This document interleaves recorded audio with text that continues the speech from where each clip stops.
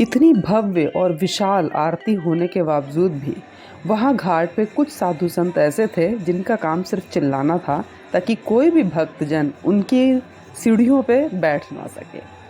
तो दोस्तों, काशी में अलग अलग तरीके के अलग अलग साधु संत पुजारी महात्मा सब हैं। तो हम रात को दोबारा निकल पड़े 10 बजे कि देखते हैं थोड़ी सी खाली जगह हो जाए तो हम थोड़ा चारों तरफ घूमेंगे और मिलेंगे, कुछ और साधु संत दिखे तो उनसे बात करेंगे, क्योंकि आरती के टाइम पे तो काफ़ी रश था तो किसी से बात होना तो पॉसिबल नहीं हो पाता है। तो ये सोच के हम दोबारा निकल पड़े आरती के बाद रात को 10 बजे घाट की तरफ कि चलिए देखते हैं रात का क्या नज़ारा होता है घाट का, वो हम भी देखते हैं और आपको भी दिखाते हैं। तो इसी के चलते जब हम घाट पे पहुँचे, दशाश्वमेध घाट पे पहुँचे, तो वहाँ पे काफ़ी रौनक थी, खाली तो नहीं था, काफ़ी सारे लोग थे वहाँ पे। हालांकि आरती के टाइम जैसा माहौल तो नहीं था, ऑब्वियस सी बात है। तो वहाँ पे कुछ साधु संत देखे हमने, रंग बिरंगे कपड़ों में धुनी लगाए हुए इधर उधर टहल रहे थे। तो कुछ साधु संत ऐसे भी थे जो बस घूम रहे थे और मंदिर के आगे ही थूकते हुए भी जा रहे थे। फिर इसी के चलते हम थोड़ा सा और आगे बढ़े तो एक साधु महात्मा जी हमें मिले, पुजारी जी कहना चाहिए मिले, जो अपना मंदिर लॉक करके जा रहे थे। तो हमने उनसे फिर कुछ बातचीत की। तो मेरी बातचीत की शुरुआत जो थी वो विशुद्धानंद जी को लेकर थी। विशुद्धानंद जी के बारे में हमने उनसे बात की। उसके बाद फिर उनसे और भी कुछ बातें हुई, तो देखते हैं और क्या बातें हुई उनसे। खुले हैं बस बेटा? हाँ, कोई बात नहीं, ब्रह्मांड की शक्ति है जी जी। तो अब नौ मुंडी की साधना जो है ना वो हर आदमी नहीं कर सकता, ये बात है। वो तो मैंने उनके बारे में पढ़ा था कि वो सूर्य की रोशनी से क्रिस्टल बना लेते थे रोम छिद्रों में से, ऐसा कुछ सुना था मैंने। देखिए एक बात बता दें जी, जो महापुरुष होता है ना उसके साथ लोग अपना किंवदंती हाँ ये भी बात है, ये भी बात है। लेकिन हाँ ये तो बात है कि शक्ति बहुत थी उनके अंदर। बात समझिए हमारी।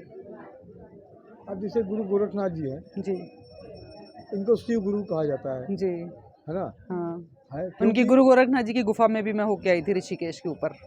हाँ वो है ऊपर, पर्वत पे मेन देखा जाए तो वो हिमालय में ज्यादा रहते थे, हिमालय में रहते थे, हाँ ज्यादा रहते थे। हाँ, हाँ, किसी को आप गए होंगी नीलकंठ महादेव, हाँ उनके ऊपर जो झिलमिल गुफा, हाँ झिलमिल गुफा, वहाँ पे गोरख गुफा आप गए होंगे ना, वो चामुंडा देवी का मंदिर है, उसी के बगल से रास्ता जाती है। बिल्कुल बिल्कुल, वही। तो ये हमारे हनुमान जी की जो है विशुद्धानंद जी ने स्थापना की, बहुत बढ़िया, बहुत स्थापित किया है। तो हम एक ये भी मूर्ति है। तो आप ही यहाँ पे सेवा करते हैं इनकी सुबह? यहाँ पर बहुत लोग आते हैं। अच्छा अच्छा।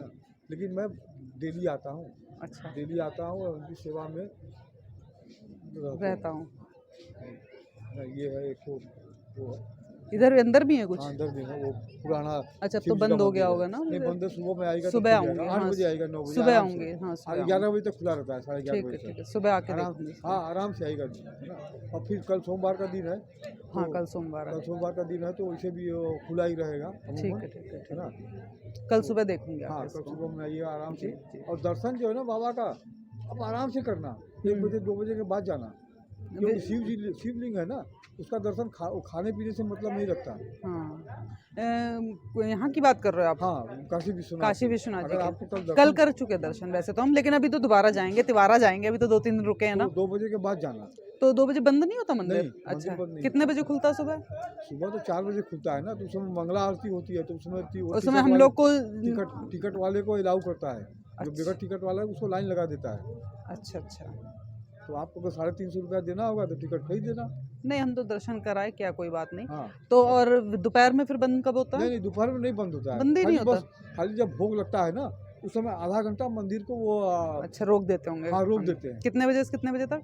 अरे वही 11 से लेकर 12 तक है। अच्छा, बाबा का भोग उस समय लगता है। और दोपहर में कम भीड़ होती होगी?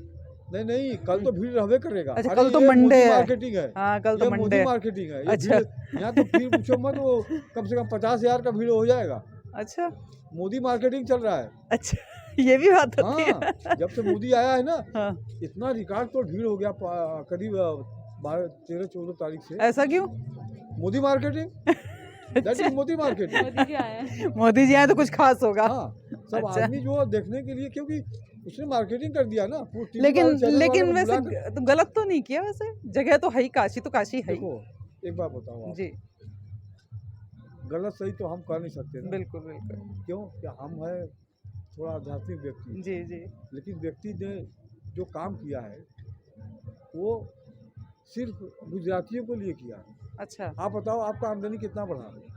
वो तो अलग। जब से आप आए हैं आपके परिवार में आमदनी कितना बढ़ा? सही सही बताना मेरे को। नहीं, आमदनी तो हमारी तो वही, सैलरी तो वही चल रही जैसे हम काम कर ही रहे हैं। अब नौकरी वाले लोग, हमारी क्या बढ़ेगी? नहीं, ये किसके पास जा रहा है?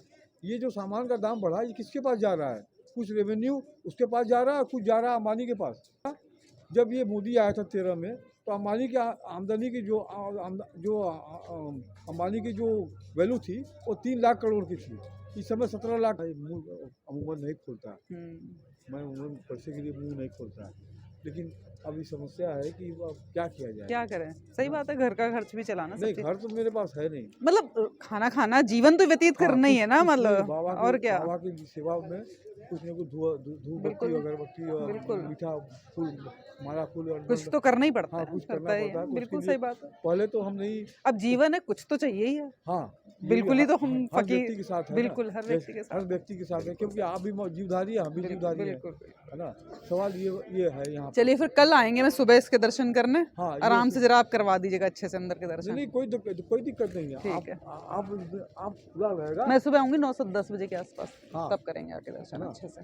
ठीक है, और चलो। जो है ना, ये दीजिए एक तो अब आपको प्रसाद दे ही देंगे, क्योंकि आप ये रखना अपने जाकर वहाँ जी, जहाँ आप कुछ धन रखते हो ना, ठीक इन्हें रख देना। ठीक बाबा का नाम लेकर ठीक इनको टच करा देना थोड़ा सा। मैं ठीक। पूजा किया हूँ, लेकिन कल आना थोड़ा सा टच करा के अपने पास रख लेना, ठीक है ना। इससे क्या होगी ना कि आप हर चीज़ में वो ठीक ठाक चलेगा। ठीक है, आपको किसी बात की दिक्कत नहीं होगी। ठीक ठीक। चलिए, बहुत बहुत धन्यवाद, सुबह मिलते हैं। प्रणाम। अब बज रहा है रात का 11 और अब हम वापस चल पड़े हैं घाट की तरफ से। यहाँ पे कुछ लोग अभी सोने की तैयारी में हैं, कुछ लोग अभी टहल रहे हैं, कुछ लोग अभी और देर तक यहाँ पे रुकने वाले हैं।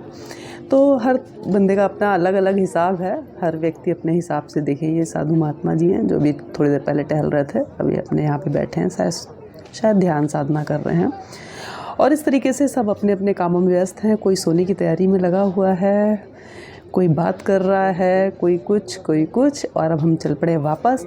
और अब हम आपको दिखाते हैं, जब हम वापस चलने के बाद सुबह सुबह निकले थे ऐसी यात्रा के लिए, सुबह सुबह निकल पड़े थे, तो रास्ते में हमें जो एक साधु, अलग प्रकार के जो एक संत मिले। अब हम आपकी बात उनसे करेंगे। सबसे पहले स्वामी जी, आप ये बताइए, इतनी ठंड में आप बाहर बैठे हुए हैं, सारे लोग 2-2, 4-4 स्वेटर पहने और आप अकेले ऐसे ही बैठे हैं। मैं बहुत देर से आपको देख रही थी, मैंने कहा एक बार पूछूं तो सही, इतना कैसे ठंड में आप बैठे हुए हैं यहाँ पे? ये एक दिन का नहीं, अभ्यास से होता है जी, अभ्यास से होगा। और जैसे अभी ये चाय वाले भैया बता रहे थे कि आप कई बारी सारे ज्योतिर्लिंग के दर्शन किए हैं और कैलाश मानसरोवर के भी शायद दर्शन किए, कुछ ऐसा? हमने ज्योतिर्लिंग का दर्शन किया जी, और इस अभ्यास के कारण मानसरोवर में शवासन और पद्मासन करके दिखाया। अच्छा अच्छा, लोगों ने पूछा कि यह संभव है? जी। मतलब विशेष विश्वनाथ की कृपा है, हम लोग जहाँ रहते हैं जी उनकी कृपा है, उनकी कृपा से ये संभव है। जी। और इसको हठ योग भी कहते हैं, वो जिसमें सारे हम बंद हो और वो सारे आसन यूज करते हैं ना सारा, तो इस वजह से वो संभव हो सका। लेकिन शरीर में तो भाई हलचल तो कंपन तो होती है, कंपन हुआ, लेकिन हवन करने के वजह बाद हमारा नॉर्मली ऐसे। पुराना साल में चाय पीजिए। पुराना साल में चाय पीजिए। स्वामी जी को भी दीजिए। नहीं हम पिए, अगर पियेंगे तो हम पिलाएंगे। नहीं पीते हैं? आप पिए। पी लिए। अच्छा, पी लिए हैं। बहुत सब प्रभु की कृपा है, उसकी वजह से हुआ। वहाँ भी मैंने ऐसे ही गए थे, मैंने ये आधा ओढ़ा था, आधा पहना था। कैलाश मानसरोवर पर में भी ऐसा पहना था। हमारा यूट्यूब में है।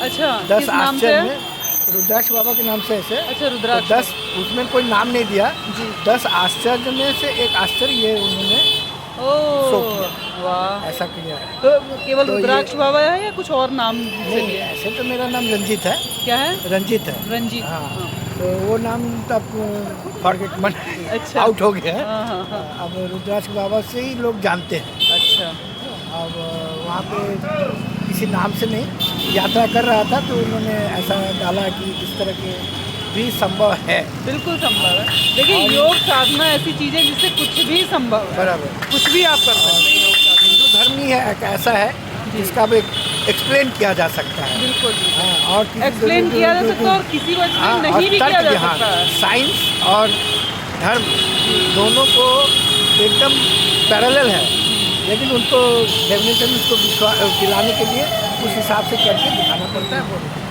तो आप यहीं पे आसपास में रहते हैं? कहाँ पे रहते हैं? पीछे ही रहते हैं यहीं पे आसपास। ऐसे मैं बहुत देर से आपको देख रही थी, मैंने कहा पूछूं कैसे इतनी ठंड हो रही है और आप ऐसे बैठे हुए, मेरे को देख के ही लग रहा था बहुत ज़्यादा। आश्चर्य की बात नहीं है, जो इसका अभ्यास करेगा धीरे धीरे अभ्यास करते हो जाता है, हठ योगी में ऐसा संभव होता है। तो ये जो हमारे गोरखनाथ बाबा जी थे वो भी हठ योगी थे। हाँ, है ना, बहुत ऐसे हैं। बहुत सारे नागा सन्यासी देखिए जी, सब हट का ही करते वो भी हठ योगी ही है, लेकिन वो निकलते कम है। लेकिन हमारा कार्य ऐसा है। कल हम वहाँ पे गए थे विंध्याचल पर्वत की तरफ, तो वहाँ रास्ते में एक लाल भैरव जी का मंदिर पड़ा था। तो वहाँ पे जो स्वामी जी थे तो वो नागा उसके थे, नागा उसके क्या समुदाय के मतलब, तो उन्होंने फिर काफ़ी सारा कुछ बताया वहाँ के बारे में, नागा समुदाय के बारे में।